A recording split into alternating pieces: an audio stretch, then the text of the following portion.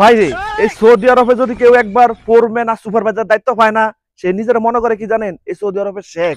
আরে শেখও তার সাথে যাবে না, বুঝছেন? আর যদি পাইছে কোন বাঙালি ফোরম্যান আর সুপারভাইজার দায়িত্ব পায় না ভাই, তাহলে ওই কোম্পানিটা তার বাপের মন হয়। ওই কোম্পানিতে যত বাঙালি লোক আছে না ভাই, তাদের অবস্থা পুরো 12টা বাজিয়ে দেয়, বুঝছেন? কোম্পানিটা তার বাপের আছে। ভালো মন্দ সুপারভাইজার সব দেশে আছে, সব জায়গায় আছে, কিন্তু এই বাঙালিরা এই সৌদি আরবে একটু ভাত ডালায় বেশি, বুঝছেন? যদি আমার কথাগুলো বিশ্বাস না হয়, তাহলে সৌদি আরবে যারা থাকেন, আর আপনারা যদি আমার ভিডিওটা দেখে থাকেন, অবশ্যই একটা কমেন্ট করে যাবেন আমার কথাগুলো কি বাস্তব নাকি মিথ্যা কথা। আর যদি বাইসেস ওই কোম্পানিতে একটা বাঙালি সুপারভাইজার থাকে না ভাই, ওই জায়গাতে 1 মাস বা 2 মাস ভালোভাবে কাজ করতে পারবেন। তারপরে মোদির কাছে যায় কি করবো জানেন?